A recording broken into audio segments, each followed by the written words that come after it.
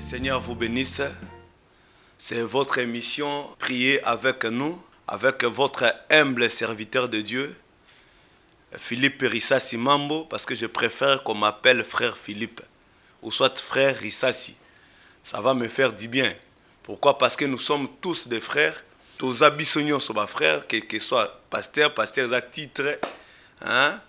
Pasteur a fonction, mutazo sali dans l'église, diacre a fonction, zo sali dans l'église, apôtre a fonction, oya zo sali dans l'église, évangéliste, nyonso wana eza ba fonction, oyo bato bazo sali dans l'église. Mais tous nous sommes des frères, parce que je naokaka pasteur Nabiso Barouti azolo bakeno, frère Barouti, frère Dioka, donc frère.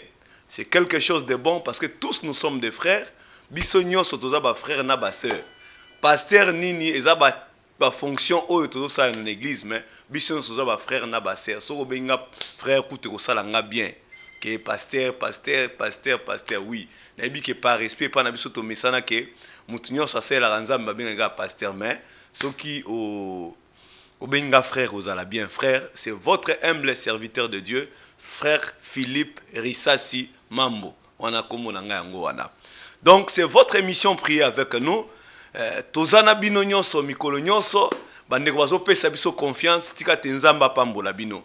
Batu nyonso bazo benga biso mikolo nyonso secrétaire na biso église ya makabino na gentillesse nyonso ba message na bino zo komela biso tozo ya mayango. Hein, donc tika tenzamba pambola bino ba nyonso bozo benga biso ba nyonso oyo bazana confiance na biso tika tenzamba pambola bino. Que Dieu vous bénisse tous qui nous appellent au téléphone, même dans des messages, que Dieu vous bénisse.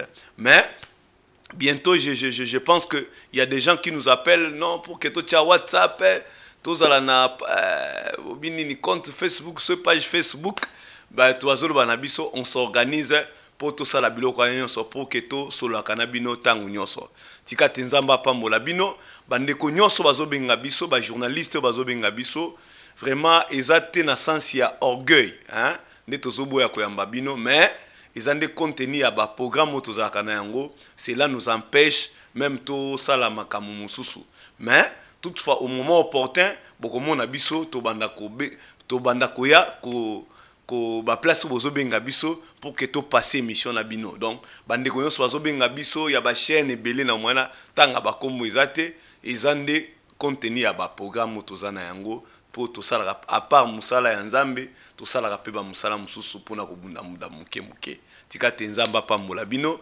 vraiment mais na sina la kinde batu ya émission moko La Fontaine ne na lobai na koleka na bango na programme na bango déjà Nathalie na kalana agenda nanga jour wane kozala te donc bangonde toko passer na bango émission bon bino bandeko musutu to passer émission na bino bomitungisa te bobenga kaka au moment opportun na kosala émission na bino ba bomitungisa te tika te nzamba pambola bandeko na biso à Brazzaville et que bandeko à Brazzaville bazo benga biso vraiment tika te nzamba pambola bino. Mais je sais qu'un jour par la grâce de Dieu nous serons à Brazzaville, nous allons organiser des campagnes d'évangélisation si Dieu le veut, nous serons à Brazzaville. Même bandeko bazo benga biso pasteur makambo zoloba oyo ya makambo balikelemba makambo banini ba tous les gens sont en train de souffrir. Oui, je connais ça. Na yebi ke batu ebele bazo nyokwama makambo tozoteya na yebi ke batu ebele bazo ba se suicider na surtout ba suicide za na poto na makambo tozolobela oyo.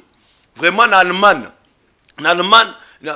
excusez-moi, en Espagne, bah on signé loi moko 3 mois après avoir. Donc bah on signé loi moko bah autoriser suicide. Donc sur mutualinga a mi boma l'État ko accompagner pour mi boma. Donc bah signer loi wana. Pourquoi? Parce que tellement que bah vivre kaka na banyongo, bah vivre kana ba nyongo. Donc ceux qui sont musa les athées, surtout na période de Covid, bah te belé bah se suicider. Pourquoi? Parce que bah banque bah neko ça la pression. C'est pourquoi na Belgique, na France bah lobaki non, bah banque nyonso bah sengi bango bolande la batute jusqu'à ce que période de Covid au sanini école kana. Parce que bango ba vivre ka bongo nanyo. Pour somba mutuka il faut ka oza mongo na crédit. Pour somba ndako il faut oza mongo na crédit. Bilamba bazo na crédit, ba téléphone bazo na crédit. Donc biloko wana tout na poto bato bazo mi bomma likola makambo tozotea. Donc tika tenzamba pambola bino biso ezali tabernacle d'un faible reste tosambelaka chaque mercredi na 17h à 19h30, chaque vendredi de 17h à 19h30. Et les dimanches, nous commençons notre culte de 9h à 12h30. Tobandara 9h juste à 12h30. Wanandeba jour nabiso culte donc chaque mercredi de 17h à 19h30 et chaque vendredi de 17h à 19h30 et chaque dimanche de 9h à 12h30. Ce qu'on a besoin au Kutanangai, yaka chaque mercredi de 10h à 15h juste. Donc de 10h à 15h juste wanande na yambaka. Ce qu'on a besoin au Kutanabiso. Adresse nabiso tozali na avenue Bwende numéro 20. Juste na sima ya ndaku ya Pasteur Walesa ne bisika tozalaka. Donc ndaku ya Pasteur Walesa, ndaku ya musali nzambe Pasteur Walesa ne bisika église nabiso ezalaka sima na yango. Donc tabernacle d'un faible reste ne tozalaka wana. Et to sambelaka pona batupe soko ye to rebondela pona yo. Ah, donc bayo nyonso babengaki biso po balobake non pasteur la kisa biso église oza pembeni parce que lobaki ke église moko eza na funa kuna et pas ya pasteur Raftwana na Life Tabernacle et boyna boy. Oui, mutonga na yebaki na yebiye o azana no côté ya sango malamu message atango kala c'est le pasteur Raf mais basé belé. Ne na baki ne lokola na yebiye ne na lobaki ke église na eza na funa Life Tabernacle, chaque mercredi de 17, chaque mardi de 17h à 19h. Et chaque jeudi de 17h à 19h. Et les dimanches aussi de 9h à 12h30. Donc, nous avons yépe à te akamakamwana mais basé belé au bate akasangumalamu na nenge akalakala. Basé belé. Je pense que ne quoi benga biso kota Kingasani, kota Mikondo, kota Njili Sainte-Thérèse. Pour l'accès église moko akokiko kene ba yo kamakambo biso tozoteya vraiment non na s'informer te côté wana na ko na yebiango na malamu te na yebiango malamu te moyen penza na confirmer que okene na église moko songolo pakala izatende ko vraiment côté wana limbisa biso mais je sais que tozo ko enseigner na église na biso mikolo yo les choix d'une église c'est ta responsabilité maintenant de prier pour que Nzambe alakisa yo église nini okokende. Donc yango kutuma enseignement oyo tozote yango mikolo na tabernacle d'un faible reste parce que notre prophète a tebi son enseignement alobi de la même manière mobali asalaka choix ya mwasi de la même manière ne choix ya époux ya église pe salemaka. Donc soki Branham alobi ke soko sali faux choix obandi enfer na yo na mokili. De la même manière, ce qu'on sali faux choix à l'église, au bandi pas en faire nous na mokili. Parce que Branham a dit que aujourd'hui les églises na ba kwenyo so balabala, ba église na ba kwenyo so balabala. Mais Branham a dit aboutissement na yango ezako ekozande adoration ya Satan. Branham a dit yango. Donc aboutissement ya chaque église na ba coin. Ezako aboutissement na yango ekozala adoration à Satan. Et nous voyons aujourd'hui que les églises sont devenues les habitations des démons. Qu'est-ce qu'on ne peut pas parler? Et là, on dit que l'église de l'eau. Les lots, moi, bana batu ba une église, mais comme ba plus païen que les tout bazara na mukili.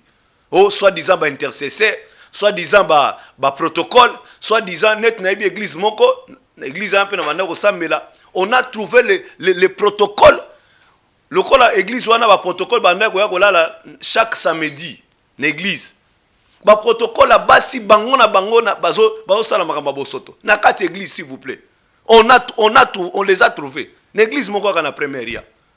On les a trouvés. Donc les églises aujourd'hui sont devenues les habitations des démons. C'est pourquoi yo mon frère et ma soeur, tu pars dans l'église. C'est très bien, c'est quelque chose de bon. Et Branham me dit, si nous allons à l'église, c'est pour la vie éternelle. Premièrement, lorsque tu pars à l'église, c'est pour la vie éternelle. Il faut ebayango. Église yo ponato sambelaka. Destination éternelle est liée à l'église wana. Donc tu ne parles pas à l'église pour yoka sola parfait en autres pasteur. Pasteur na biso tanga lekana ki solo. Pasteur na biso bogar. Donc yo ke na l'église pour mon pasteur na mino aza bogar. Donc yo ke na l'église pour moi na ndenge ba yembi na mino ba défriser suki. Donc yo ke na l'église alongola kasoni so boyembo ba te bino nini et le côté. Oh ba te bino nini et le côté. lelo tobinaki. Tika, moto fe, kuna fire. Totindeli bango ba fire. Donc yo ke neka bo totindeli bango ba fire. Mais à ce qui concerne ton âme, marche chrétienne na yo, wana oza kunate. Wana oza kunate. Wana oza kunate. Mais ba pumwisi bino ba sopeli bino mama ya fire ba sopeli boye église ba sopeli bino mama. Et salioni na âme na yo. Ba sopeli bino ba mai mélanger na mungwa. Ba sopeli bino mafuta. Yo moko za sir. Yo moko za sir que na conscience na on comme chrétienté. Branham alobi que mensonge à diable lelo, c'est de faire croire les gens qu'ils sont des chrétiens alors ils ne sont pas les chrétiens. Donc mensonge ya diable lelo, ils ont faire voir bino que vous êtes des chrétiens, or vous n'êtes pas. Yo moko conscience no ebi que non, vi on amenaka eza bomo ya ba Kristo te. Obimana pasteur. Lelo zo bimana diacre. Yo, ozolanda ngabo. Obimana pasteur. Lelo zo bimana diacre. Yo frère ozolanda ngai. Obimaki na mwana papa pasteur. Lelo oyemaka na onction bato bazo tango zo yemba wana. Mais yo moko oza conscient. Mwana pasteur ozobimana yi. Okomo bana mwana diacre. Mwana sœur wana lokwa bazana magasin. Yo komo bimasuna mwana sœur wana. Mais dis-moi un peu. Tu n'as pas même le souci de ton âme. Bana basi ozo pesa bango mimoto na yo wana. Oebite place ni ba uti. Oebite pas une place ni ba uti mon frère. Branham alobi le loba na basi ba uti li felo. C'est pourquoi le loba pasteur bazo teleme na Branham. Oh, Branham wana faux prophète. Ba yebi pourquoi bazo teleme na Branham. Pour Branham alo nzamba utiliser bible bonaye. Nzamba révéla Branham makambo ebele. C'est pourquoi toi mon frère, bazo pekso croire message. Moutana zoko sayo. Viens. Jésus est maintenant dans les messages de Branham. De la même manière, vie ezalaki na église protestante à l'époque alitaire. Vie wana tangu litaire akei, vie wana longwaki. Et yé kokota na ba méthodiste à travers Wesley. Tangu ba méthodiste bazalaki, il y avait une vie de la sanctification et de la sainteté. Après son départ, église ne sali et sali dénomination. Vie wana sani elongwe. Et viwana n'est pas pentecôtiste. Et viwana tango côté pas pentecôtiste. Babandi tango ba évoluer. Viwana longwe. Le écoute na kata moi celibala.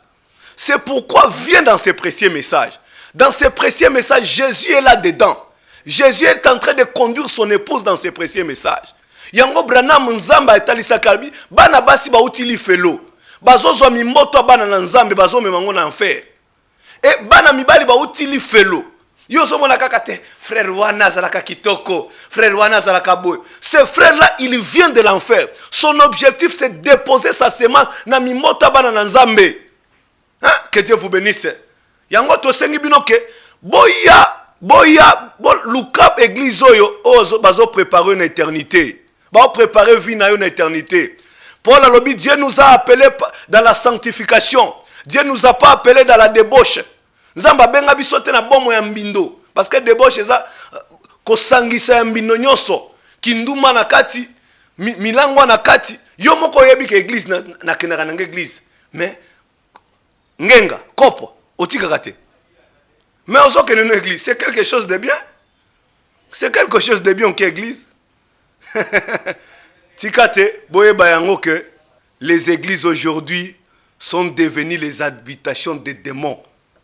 Bisika milimo mabezo vanda ndeba église tala songi l'église. Donc bino ezaka après culte quelques groupes ebe nani mama pasteur na kwena ina ba mama nani oh baba ser ba papa tel na ba kuna nyoso baso ko benda na kaka koswana koloba Branham alobi eza acide sulfurique na kati église mbondo bololo na kati église tika tenzamba pambola bino ba nyonso bozolanda biso ezali émission na bino prier avec nous yango tolobi que yango ba enseignement tozo enseigner mikolo yo na tabernacle na famille reste. La première personne au atea na histoire ya monde c'était Satan. Le premier prédicateur du monde c'était Satan. Et prédication na liboso et mema liwa. Votre pasteur peut prêcher avec l'onction, ce n'est pas un problème. Judas aussi prêchait avec l'onction. Judas aussi faisait des miracles. Judas aussi, son nom était écrit dans les livres. Oh, ok, je me sens bien. Yango batu bazokosa biso, bazokosa yo, ki kolanda makambo Branham te. Talaka bakomo ba frère, tala ba frère na ba sœur Branham, tane bazalaka. Na jipa milai wana kindumba eza na kati. Ba frère wana tala bazo escroquer, bazokosa yo. Oui, ils ont raison. Ils ont raison pourquoi? Parce que message à frère Branham, il faut ne batu babika yango. Pour que balakisa que message à Branham ils ont vivre. Mais ce sont des faux frères et des faux sœurs qui s'infiltrent kat na biso. Mais yo, sali na yo so dépendre de la frère Wanata. Tu ne peux pas regarder les frères et les sœurs. Ce qui a quoi na kindumba. Est-ce que Branham datine ka quoi na kindumba? Est-ce que Branham datine a kota la polygamie? Est-ce que Branham datine a kende kokota na minakwa? Branham ateli lo Wanata. Bako c'est la Branham bakamuta. Net de ngalo yo. Oh, Branham a kufaka na kwiti ya whisky ya nini ya vin. Un frère na message incroyable. Donc le corps a serre mo ba kuti ba mo so mela vin. Il y a le but que non, Branham mo ba na ko mela vin, ya ngo kutu asala accident mela ka vin. Un incroyable. Si j'étais là, je pouvais même te maudire. Parce que tu es en train de mentir. Si c'était les musulmans, ils pouvaient te lapider même. Il y a pour ma mère Abraham, il va lapider. Que Dieu vous bénisse. Donc, osa mutoko toko lapider. Oso ba mabe pona musakoli na nzambe. Lika musakoli salite osoko c'est là frère. Faux frère. Les frères de Branham ne prennent pas le vin. Les frères de Branham ne font pas la prostitution. Branham message na eneko, ils ont quoi insecticide, ils ont pour malisum, ils ont quoi attaquer les sum bisika nyoso. Tika tenza papa mbola bino. Yango wana ezali pour na programme sur le mot enseignement oyo yaka na tabernacle d'un faible reste. Tout ça melaka chaque mercredi de 17h à 19h30. Chaque vendredi de 17h à 19h30 et chaque dimanche de 9h à 12h30. Adresse Nabiso Tozana Avenue Bwende numéro 20. Juste na sima yanda ku ya pasteur Walesa ne bisika Tozana Kawana. Na quartier au filtra so komi wana funa première au filtra au komi wana ne bisika biso to bonde la ka. Bon, to okiko le kate sans que to toucher dans l'actualité ou ezo le kanambo kana biso. Avant que na yebi ke ba te belé ba bengi biso pona otali ba business. Je crois que mon avis ezali même pendant 10 minutes ou 15 minutes. Mais on ne peut pas laisser ma camusio sur le kanambo canabiso. Parce que je suis un chrétien. Je sais que je vais partir. L'un de ces 4 matins, nous allons quitter la terre. Je sais, l'un de ces 4 matins, nous allons quitter la terre. Oui. Mais après tout, je suis né au Congo. Ma camusio kananga peut intéresser ngai. Lobby national d'information, lobby, il y a des finalistes, qui pour ça, après 4 jours, il y avait examen d'état na bango, basali babusoto, et j'ai suivi même les ministres provinciaux et enseignement, avec sanction là et tout qu'on sort.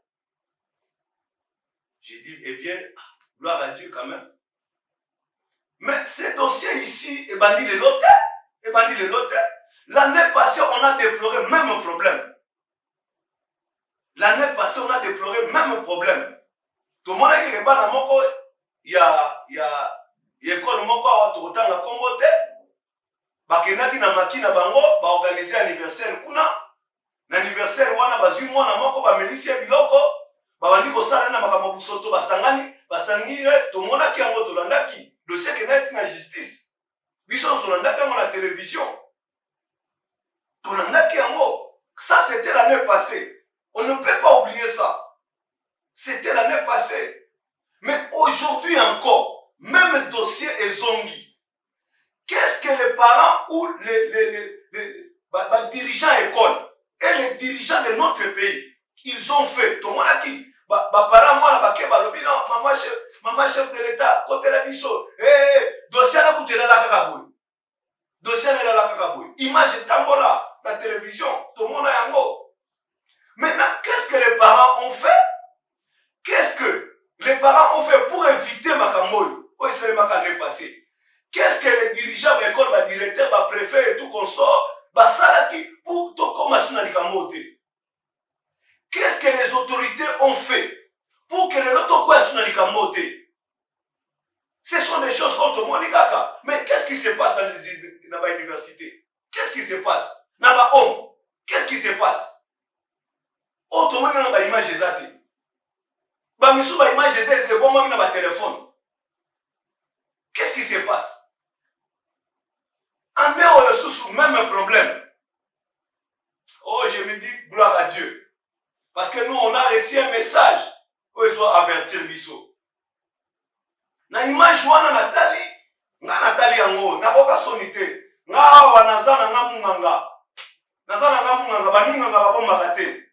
Tango nalandaka docteur Mamona chez nous oyo, namona kaye azoloba na ba détail nyonso. Pourquoi? Parce que domaine oyo atangeli yango wana. Domaine oyo akene baboti na ye, maman na ye, na papa na bango, que son âme repose après, papa Chimanga, na maman Petroni, batindaka mwana bango mobali na poto, pour katanga makambo wana. Etango atangi makambo wana, tango ayaka alobaka na TV na landaka ye, apesaka ayokaka soni te ke o likambo azopesa détail selon bamitunu batunaka ye. Ngai mpe naza munganga spirituel. Ngai mpe nazotraite bamaladi ya molimo. Pasteur na bino akosaka bino, ngai naza, il faut y aller en considération futa $20, lokuta muyibi. Ngai naza munganga, j'ai regardé même vidéo. Bana wana bamanana nkobina. Babani kobina, badanso banda kobina wana. Bazokota maboko na kati ya bajipe na bango. Moko kuna la kisina sima, moko muninga na yepe na koche maboko na sima. Natalaki yango. Natalaki yango. Na boka sonita. Ezolekana ba YouTube, ezolekana. Branham alobi na Babylone. Qu'est-ce qui avait fait que Batba ando adorer? C'était l'onction de la musique. C'est pourquoi Batba Zolinga te croire le message à frère Branham. Branham alobi que c'était l'onction de la musique na Babylone. Ne bana pour ça que ceux qui Batba yeki musique, ba yoki musique, onction na ye, ba bandi ko adorer bikeko na Babylone. Yango boka ki ba biseli Daniel ke soki boyoki ba kitale bandi ko beta, ba fanfare bandi ko beta.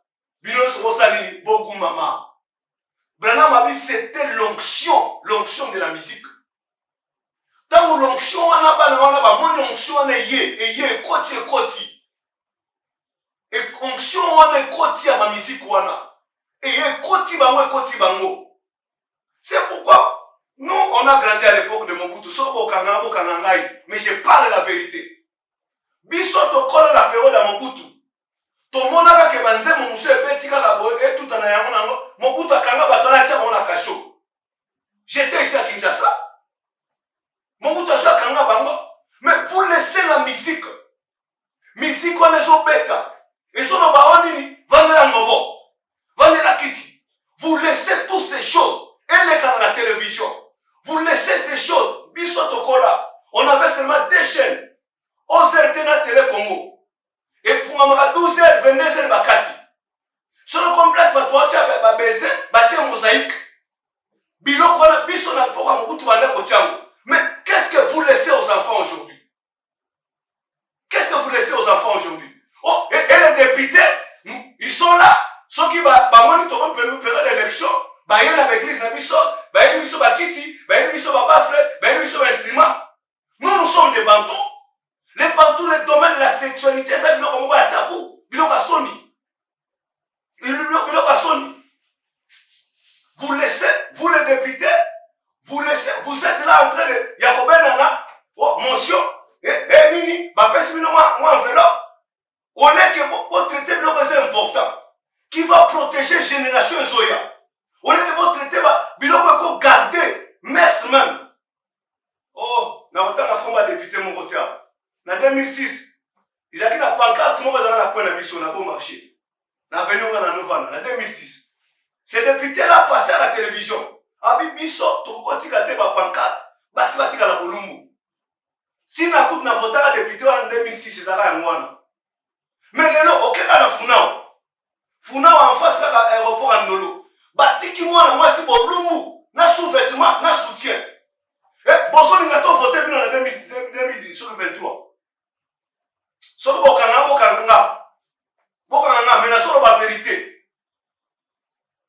D'ailleurs, mes pères, ils sont morts à cause de la vérité. Étienne était mort à cause de la vérité. Mon Seigneur Jésus était mort à cause de la vérité. Pierre était mort à cause de la vérité. Et je crois de tout mon cœur, son sang circule dans mes veines. Circule dans mes veines. Banawana, sous l'onction de la musique. Sous l'onction de la musique. Bota la vidéo, on a bien. Babanana Kobina. C'était l'onction de la musique. De la même manière, l'onction qui poussait les gens à Babylone, à Dibranam. L'onction de la musique. Et Kotibango. Et Kotibango. Bana mamani ki a tumato mikangaya soute. Ta onction est latin soto. Bakoti na onction sikoyo. Bota la vidéo nyonso bozomona ngo. Bozomona ba vidéo. Yo pe passer on a côté à makamba boy. Ozo sopela batu ba mai. Bakwe lokola bambata. Après ça bakwe esanini. Esanini. Nous devons attaquer le péché. Branham Arabi soki makamba boy zo salema. C'est à cause de la faiblesse du christianisme. À cause de la faiblesse du pasteur de Nicolas Tumbelo. Tango, onction musique et si banana babini. Bakomi ko luka ba place wana. Ba bi avec na uniforme moi ba ko toter les athées. Bakena ba chantier. Bakoti ba chantier. Ba misusu bake na kaka na ba place bazali ba maki wana. Bakoti na maki wana. Babandi action. On avait connu ça l'année passée. Qu'est-ce que les parents ont fait pour la qualité hémorragie wana? C'est votre responsabilité, papa. C'est votre responsabilité, maman. Voilà maintenant bilongaba na basi wana na TV. Yango na YouTube partout. Yebisanga maman, nani akobala mona na yo makuma basali na bongo.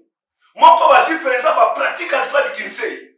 Parce que nous on enseigne beaucoup de choses. Basali pratique Alfred Kinsey. Moko azala kuna la sima, moko azala to ba mateza vérité to solo bango. Soki boko kananga boka ngai. Église na ngezawa na funa na zakawana pasteur boka ngai. Eza ezo le kana TV. Des choses terribles mes frères. Balakisi mususu kuna. Mususu kotoyo. Bazo si maenzo to na sosona savon so nani. Mususu des choses on dirait film pornographique. Mais c'était des réalités. C'était des réalités. C'est pourquoi j'interpelle même les autorités du pays. On avait connu ça l'année passée. On a connu ça cette année. Si vous ne faites pas quelque chose, nous allons connaître ça encore l'année prochaine.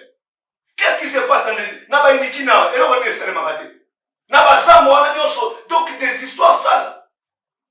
Des histoires sales. C'est pourquoi que Dieu nous aide. Que Dieu nous aide. Et les autorités du pays. Qu'est-ce qui se passe à la télévision? Est-ce que la commission sensible est ça la somme ça là-bas? Basola que ça, na moi makasi, na moi. Basola que ça, moi si nena, alati, ceux qui coupaient des calais, ceux qui sous-vêtements des calais, ceux qui string, bah qui c'est moi si magnon ce sont les calais. Oh, boko qu'on a biso. Oh, my.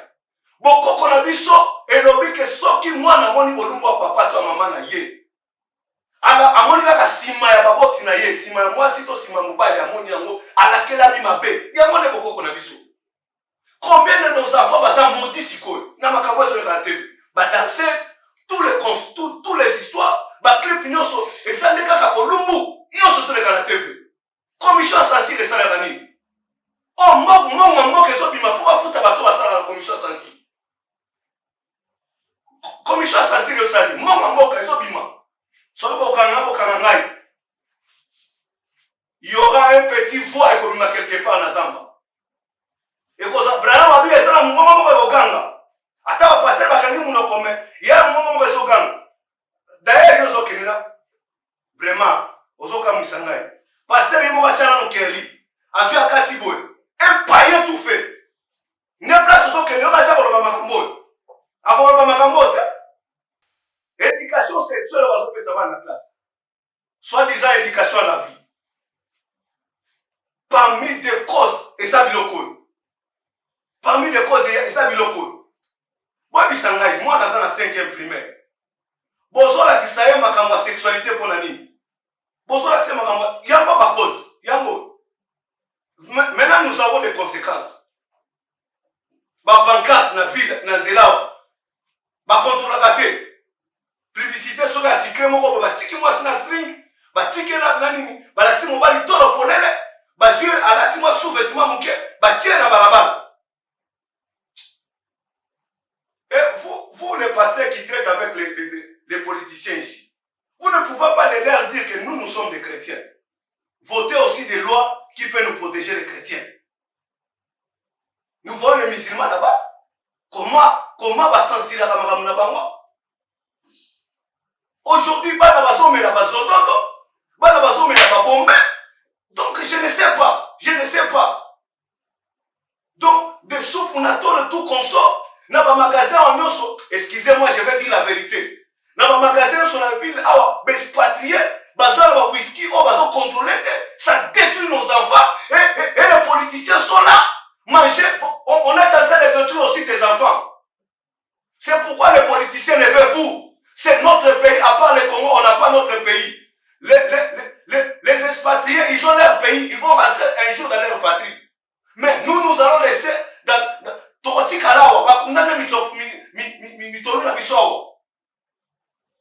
nous devons faire quelque chose pour la génération Goya. Comment on peut vendre des whisky ici, des cigarettes ici? On ne contrôle pas les entreprises que l'État a mis en bon. Pourquoi on contrôle le Kwana? Parce qu'on a monté. Mais je ne comprends pas. Et puis, ça va passer la vérité. Ça va passer Colonel Kufa l'âge à 33 ans, la salle qui me moula. L'éducation sexuelle. Oh, éduquer les enfants de la domaine sexuelle. Nous sommes des bantous. Bilo connaît ça tabou pour la biso. L'éducation sexuelle, oh, il faut qu'on enlève ça. L'éducation sexuelle. Il y a moins de orientation sexuelle. Orientation sexuelle les amis. Aux amants na mobali, so lingi ba orienté sexuellement, oko maman na mwasi. Boye bisangai na ekona si 450 tribus tozala na 450. Ba tozo kana ba sakuna na sima. Donc tozala 450 tribus. Boye bisanga na tribu na biso moko. O sur 450 o ba accepter homosexualité exacté. Mais dans l'orientation sexuelle, on va enseigner nos enfants l'orientation sexuelle. T'orienter sexuellement, y a ça mon sexe nini. On a un pasteur moko, na chaîne moko à radio. Oh, ba ndeko na biso ba lesbienne, ba za ba ndeko na biso ba homosexuel, ba pédé, ba za ba ndeko na biso. C'est lui qui amène même la malédiction dans notre pays. Na moni na mona kiao. Surtout dans Banjili, on a dit, na chaîne moko. Il n'y a pas de loi, même policiers moko to sengi na bakonzi mboka, batia ba loi moko boye pona ba toyo, ba civiko. O baza mibali, bazo linga basa na kwa bana basi. Ba mitikaka, baninga mombele bazoka bango. Il n'y a pas de loi. C'est pourquoi na sengi bino ba politiciens vraiment. Na ozata na souci mboka oyo. Ata boko pesa biso ata mongote, mais bosunga biso ata. Voter des lois qui peuvent nous aider. Ce n'est pas Fayulu, Tshisekedi. C'est toujours ça. Mais des lois qui peuvent aider la nation. Exact. L'éducation sexuelle, il y a un bon il faut qu'on enlève ça. Que Dieu nous aide et que Dieu nous assiste. On va en parler. Ça ne nous aide pas. Ça détruit nos enfants. Dis-moi un peu, l'année passée, Zakinini. Année européenne comme Nini. Année prochaine, vous allez Nini. C'est pourquoi je donne la responsabilité aux parents. Lévitique 18. Il faut inculquer dans la mission Lévitique 18. Moi, c'est ça l'évangile. Moi, la masturbation, c'est ça l'évangile. Lévitique 18, il faut quoi? Toi, inculquer dans la mission. Dans l'église, c'est ça. Même à l'école, Comme le corps bango va dire attaquer bana niveau miké. Nous aussi on va travailler aussi dans niveau bana miké. Nous aussi dans nos émissions, nous allons commencer à dire la vérité aux enfants. Le corps a bino bozo kabana biso solide biso beto roka sona lobanza mete. Lévitique 18. Moi la kosa na nyamate. Moi la kokikotika bolumu na biso batute. Lévitique 18. Yamone to banolobela. Et les parents, c'est ça votre responsabilité. C'est ça votre responsabilité. Enseignez nos enfants la parole de Dieu dès à la maison. Tu n'as pas le droit de vendre ton corps. Tu n'as pas le droit de donner ton corps à un homme. J'ai vu même la carte image voilà. Mon corps va sur la pratique à sodomie. N'a pas la vérité. Mon corps a gagné la sima. Mon corps a gagné liboso à zone moulenzoto. Liboso. Ce sont des choses terribles, soni. C'est ça qu'on appelle la pratique de la sodomie. C'est ce qui s'est passé au temps de Sodome. Et maintenant, nous devons enseigner nos enfants ces choses. Chasser toutes ces choses. Lévitique 18. Parce que Jésus est venu. Nous ne sommes pas le temps de la loi. Nous sommes au temps de la grâce. Toutes ces choses-là, c'était au temps de la loi. Et non, Jésus a dit clair. Il n'est pas venu abolir la loi. Il est venu accomplir la loi. Abani sera amplifié pour tourner grâce. Habe ebisa kabino. Balobela kabino. Soki. Okwe kinuma mwasi. Wana nde bakoko sambisa yo. So ba moni preuve ba sambisi yo. Mais ce preuve eza nango te ba sambisa te lo ko pete salema. Mais au temps de la grâce, soki otali oluli, okwe déjà na kinuma. Tika tenza papa mbola bino. Vraiment na suita mingi ya koloba makambo parce que ça m'a fait réellement mal. Ça m'a fait réellement mal de ce qui se passe même dans les églises. Donc, dès la lobby que ils ont responsabilité à mes parents, responsabilité il y a pas continuer monsieur Amboka et responsabilité la mission petit soit pasteur. Parce que ceux qui t'ont été à makambo dans l'église, t'ont même abattu bombe de la pona yango, t'ont comme na makambo te. Mais tous wana moto fire et ça m'a bêté. Tous wana to biso tous wana bitumba, ngapela na bitumba. Na la famille nga kindokeza, na bien ngoza. Mais ce qui est important, c'est premièrement la nouvelle naissance. Parce que ceux qui naissent à recevoir la nouvelle naissance, qui n'ont que ça la Jacob et le côté, qui n'ont que ça la Jacob et le côté. Na Jacob, na 4 ans, il a que belé. Mais la première des choses, c'est la nouvelle naissance. Et la deuxième chose, c'est le baptême du Saint-Esprit. Et ça, tel roi pasteur mon alanda kiawa, azua kati coffre le rôle d'un musicien. Alati pantalon serré, nous autres nous sommes libossés vimbi. Pourquoi c'est qu'on a n'a pas la vérité? Azote les mabi, vous allez recevoir les sons de Dieu. Yo tellement pas nous parler en langue. Eh cache rondo yo pesera ko ba parler en langue musuba bandi ko ya ko ba batawana. Mais bisanga okoyaki. Yo toi ma sœur qui est en train de me suivre et toi mon frère aussi. Okoyaki. Mais aux hommes la gaga soupe na tolo. Aux hommes la gagne ndenge. Hein? Ti le lozo ke nika pas mon amour sur lozo ke ndenge mais yo so recevoir le Saint-Esprit. Oh, le Saint-Esprit c'est un esprit saint. Soka kiti na ngomba wana ata ngomba ezaki mabende nini na tanga Moïse. Brana me dit, ce n'était pas la montagne qui était sainte, mais c'était lorsque le Dieu saint est descendu dans la montagne wana. Ne montagne ne koma ki mosantu. Oh ezaki ngomba oyo Moïse abanda ko nklekana chaque jour. Ba ngombe bazosuba wana ezaki na mosantu te. Ba nyama banda ko lekana. Cheval ba ko telemane wana avani na e punda pa ya asubini wana ezaki na ngomba moko ezaki tumbindo. Mais lorsque ce Dieu saint est descendu dans la montagne wana, ngomba ne koma mosantu mala moko.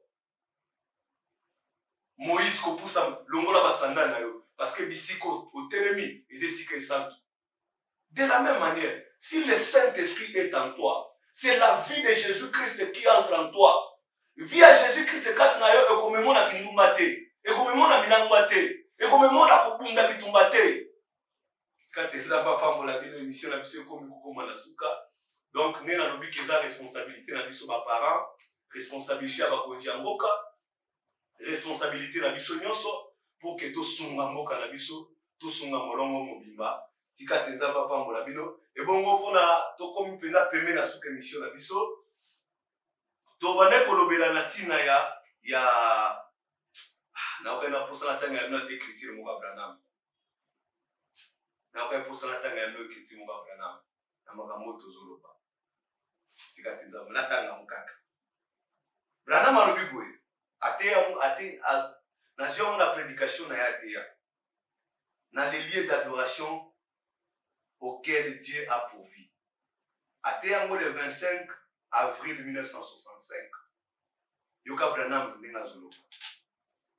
Regardez toutes les télévisions et autres mettant en scène, en place ces histoires de la fiction. Branham abi botala na télévision. Botala bakamoni nezoleka na kuna. J'ai prédit, Branham abi nazolaka. J'ai prédit qu'il arrivera un moment où les gens seront complètement et totalement des fous. Branham alobi na laki que na makambo ezoleka na télévision, o bazolakisa na télévision, nga Branham na laki que batu bakokoma complètement et totalement des fous. Mon frère atayo moko. Muntu akokosanisa nzoto na nyama ndenge nini? Atayo moko. Ser moko abenganga na émission. Alobi pasteur, yozo pekisa biso ba film pornographique. Nana kolakisa biso siko makambo. Donc, toi tu te maries pour la sexualité. Est-ce qu'on se le mariage chrétien? Est-ce qu'on se marie pour la sexualité? Que Dieu nous aide. Branham a dit que les gens deviendront complètement et totalement des fous. Le monde les sera. Branham a dit bat mokili kozala yango. Que Dieu nous aide. La Bible parle des scènes hideuses comme ce qu'il montre aujourd'hui dans les films. Branham a dit ekozala ba scène moko somme ya somme o bazolakisa na ba film. Comment se fait-il?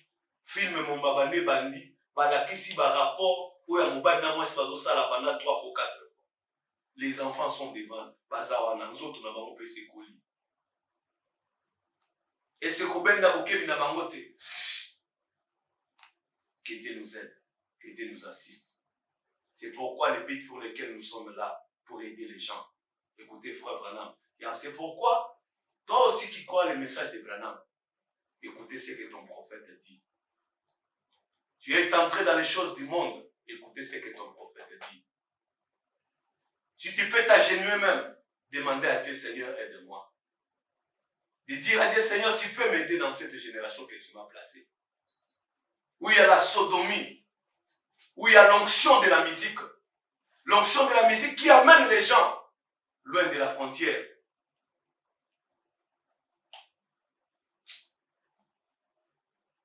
Que Dieu nous aide. Il y a des gens qui marchent ici, en Hongrie. Tout à l'heure, on a été sur la Pologne, sur la Hongrie. Pour la TGB, tout le monde a eu quelques ambassadeurs, un drapeau na bango. Les gens qui sont en train de. Il y a autant la valeur de l'homosexualité. Il y a autant la valeur de la liberté à moi aussi. Il y a autant la valeur de la liberté à la sexualité. Que Dieu nous aide. Que Dieu nous aide. Aujourd'hui encore dans les chairs, on parle aussi de la sexualité. Pasteur Mouana Landa Zoloba, Abisoko Ningosomba Boatou, il faut me gagner bali. Et un pasteur na chair, Azot Globa. Mais j'aimerais que tu sois là, mon frère. Tu parles de Marie, Marie avait conservé son corps. Elle était vierge. Tu parles de Joseph, Joseph était chaste. Tu parles de ton père, Abraham. Tu parles de ton père, Paul. Tu parles de ton père, Pierre. Pierre n'était pas polygame. Tu n'es pas venu à Christ pour satisfaire ton corps. Tu es venu à Christ pour satisfaire son royaume. Écoutez les prophètes Branham. La Bible parle des scènes hideuses comme ce qu'il montre aujourd'hui dans le film. L'œuvre d'une certaine créature préhistorique qui a vécu sur la terre il y a des milliers et des millions d'années, qui éclot et donne un. Ça, c'est pratiquement rien par rapport à ce qui va se produire. Quand l'enfer va s'ouvrir, écoutez Branham, quand l'enfer va s'ouvrir et que le diable sortira avec toutes ses affaires mystérieuses, Branham abiboyoka, tant qu'il faut les offres et que le diable a obéi sa biloko ne nyonso na somo. Et le prophète Branham a lobby. Yango yonde bozo langangai.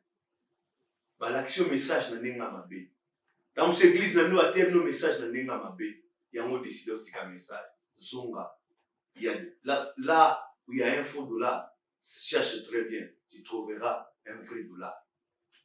Il y a des pasteurs qui prêchent encore ces messages dans la vérité. Et Branham a lobby que Natango moi j'assemble azo yula kelelo na ye. Lorsque le 7e ange a sonné sa trompette, le fleuve Ephrata qui était lié, qui avait donc kangaba démonion so bazaki en réserve, et Dieu fungwami na message à 7e ange. Tant que fungwami ba démonion so bazaki na enfer, ba bimi ba ina mokili. Et Branham abi awa ba bimi sikoyo. Diable la bimi si ba biloko na nyonso. Lelo même tous les médecins qui me suivent en ce moment même, bayebike, bapili, ils ont bébi ça, ils savent ça. Maintenant, lorsqu'on montre dans la publicité que moi, je suis à l'université, pour que Akinara Sangana Mibali, Souka Meliango soit Babeti Atonga et tout consort, et puis, Ndeko Salanike, tant a aussi sa classe n'a pas botité et tout consort. Moi, je me dis aujourd'hui, si ces fétiches, pas qui si on va fétiche, si ces médicaments étaient à l'époque de ma mère, mais ma mère ne pouvait pas me mettre en moi. Ma mère a arrêté ses études à cause de moi. Mais les deux autres nanga, mais si ma mère a mis la tabakisiwana, puis arrêter Kubotanaye, mais peut-être aux autres nanga.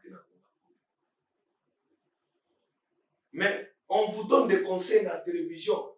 Et beta tongawana, et salaboye, bachayo stérilé, tout stérilé, selon les gens de la science. Il y a ils ont un cancer d'utérus. Les gens ont une palpitation à cause de batongawana. Et ces gens-là ne disent pas la vérité. Ne disent pas la vérité. Ils vous montrent seulement l'avantage comme leur père Satan. Il avait montré ça à notre mère Ève, l'avantage. Mais les conséquences, il n'a pas montré ça à notre mère Ève.